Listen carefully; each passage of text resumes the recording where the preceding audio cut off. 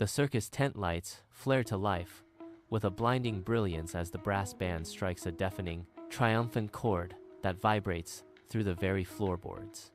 Jerry steps into the center ring, the spotlight following his every move. His cane taps sharply against the packed sawdust, a rhythmic warning of the spectacle to come.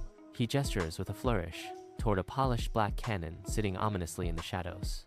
Inside the cold metal barrel, Tommy, dressed in a neon-colored clown suit, suddenly realizes his predicament. He is wedged tight, his eyes wide with a growing sense of doom. He reaches out a gloved hand to stop the burning fuse, but it is far too late. The cannon fires with a thunderous blast that shakes the rafters. Tommy flies across the vast expanse of the tent, his limbs flailing wildly like a panicked windmill. In a moment of sheer desperation, he catches a passing trapeze bar. He swings with frantic, uncontrolled momentum, the wind whistling past his ears. He releases at the peak of the arc, soaring high over the wooden beams. The crowd holds its collective breath in a suffocating silence. Suddenly, Tommy drops from the ceiling like a stone, landing with a precision splash into a tiny plastic bucket.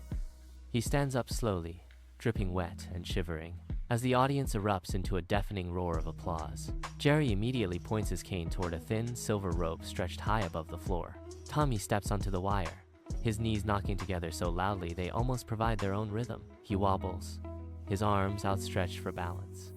Suddenly, a bright green parrot lands squarely on his head, then another. Within seconds, an entire flock of colorful birds descends upon him. Tommy sinks to his knees under the unexpected weight, the wire swaying precariously over the abyss. From the safety of the ring below, Jerry shouts up to the rafters.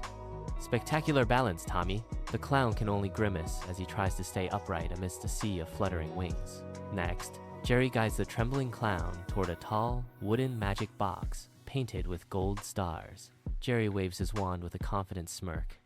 But when he opens the door, Tommy is still standing there, looking confused.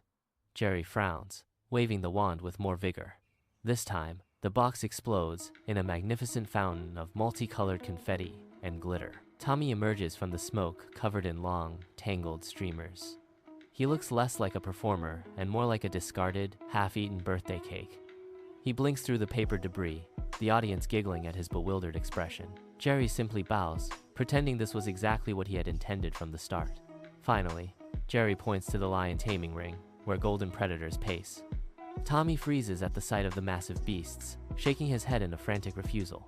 He turns to walk away, his confetti-covered suit trailing behind him. But as he retreats, the lions stop their pacing.